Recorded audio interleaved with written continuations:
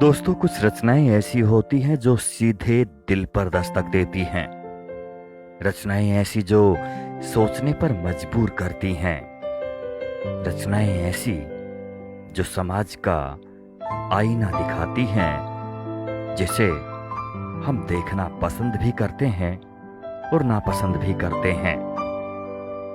इस कविता को लिखते वक्त रचयिता ने बड़ी सी हिम्मत का काम किया।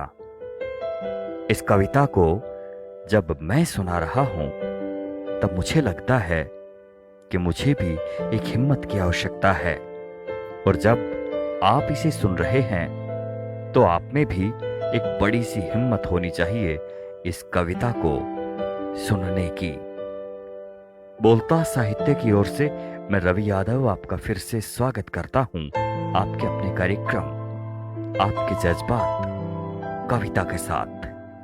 और आज हम आपको सुना रहे हैं एपिसोड नंबर 11। आज की कविता का शीर्षक है अभागी लड़की। शेखर सिंह मंगलम आजमगढ़ी युवा साहित्यकार हैं और इनका लिखा मुझे बेहद पसंद आता है। शेखर सिंह मंगलम आजमगढ़ी जी जब इस कविता को लिख रहे होंगे तो उनके शब्दों का चमत्कार देखिए और हालात को समझने की कोशिश कीजिए। कविता का शीर्षक एक बार फिर से आपको बता दूं, अभागी लड़की। कविता आपकी नज्र है, सुनिएगा। एक नाबालिग लड़की ने अनगिनत संबंध बनाए लड़कों से कि घर का चूल्हा सुबह शाम जलता रहे, बीमार माँ और शराबी बाप की आंतें सूखने न पाएं। इसलिए उसने जलाया अपना बचपन, खून, अपना मांस और अपनी हड्डियां। लाचारी में बचपन, खून, मांस और हड्डी जलाने में कतई आनंद नहीं आता।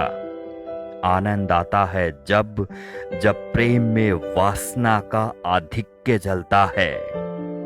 किंतु बर्फ की सिल्ली रसोई के चूल्हे में पैर फैलाए सोई हो तो भूख प्रेम को धोबी पछाड़ मार चित्त कर देती है। पिछले दिनों उस नाबालिग लड़की के घर दाल चावल के कनस्तर ने सुबह सुबह ही दंगा कर दिया। चूल्हा, चौका, बर्तन सब धराशाही हो गए। मां की दवाएं अनशन पर बैठ गई। लड़की अपनी जेब टटोलने लगी, किंतु फटी जेब से उसे दमड़ी तो नहीं, चमड़ी हाथ लगी। आकाश की नीलिमा शाह हो गई जैसे ही उसने बचपन निकाल कर बेच दिया। कनस्तर का दंगा सुलझाने के लिए बेचने का सिलसिला चलता रहा, रिमझिम बारिश की तरह। कभी सरसों के खेतों में तो कभी सिवान में। रिमझिम बारिश बरसात के मौसम में हो तो जायज, लेकिन बेमौसम लगातार बारिश होने पे बाशिंदे आसमान में बादलों के झुंड देखने लगते हैं। बाशिंदों ने बादलों का झुंड देख लिया और खबर फैल गई कि फलां सरसों के खेत में, साथ ही ढेकान सिवान में बेमौसम लगातार बारिश हो रही है। लेकिन उस लड़की की विवशता की खबर किसी को नहीं मिली। अगर मिली भी होगी तो बाशिंदों ने मसलहत की जमीन पे हिकारत की पतलो लगा दी, यह चिल्लाते हुए कि मारो, वो वेश्या है। अंततः मार पीट उसे नजरबंद कर दिया गया, या यूं कहिए कि जबरन हड़ा घोषित कर दिया गया। कारण पुनः शुरू हुआ। दाल चावल के कनस्तर का दंगा और उसकी मां की दवाओं का अनशन। लेकिन अब की न कनस्तर का दंगा खत्म हुआ और न ही दवाओं का अनशन, बल्कि तथा कथित वेश्या की मां स्वर्ग सिधार गई। शराबी बाप राम नाम सत्य की जगह नमक हलाल का गाना गा रहा था और गिरे हुए बाशिंदे खुश हो रहे थे कि अब सरसों के खेत या सिवान में नहीं जाना पड़ेगा। घर भी खाली हो गया। रोगी मां के मरने के बाद घर भी खाली हो गया।